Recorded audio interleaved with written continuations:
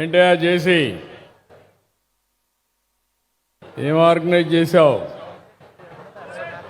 టోటల్గా ఈ రాయవరంలో మనకు 900 వచ్చాయి సార్ హ్యామ్లెట్కి.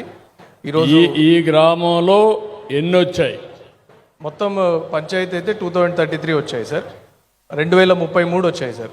అవును, దాంట్లో 1873 కరెక్ట్గా ఉన్న పాస్బుక్స్ ఉన్నాయి సార్.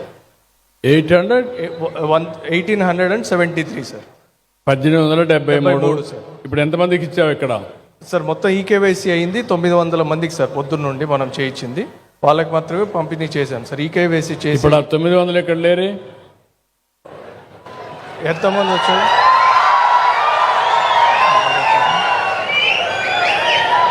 సార్? ఈకేవైసీ పూర్తి చేసి వాళ్ళకి పట్టాదారు పాస్బుక్ పంపిణీ చేశాం సార్. ఈకేవైసీ పూర్తి చేసి. నాకు అది కదా ఇక్కడ లేరు అంటున్నా నేను.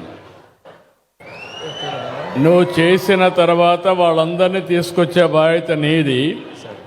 వాళ్ళు కూడా గుర్తుపెట్టుకోవాలి, చరిత్రలో ఒకసారి వాళ్ళకు పట్టా ఇస్తే మీరు రమ్మన్నప్పుడు వాళ్ళు కూడా వచ్చి గౌరవంగా తీసుకొని ఒక సమస్యకు పరిష్కారం వచ్చినప్పుడు వాళ్ళు కూడా ఇక్కడ ఉండాలి.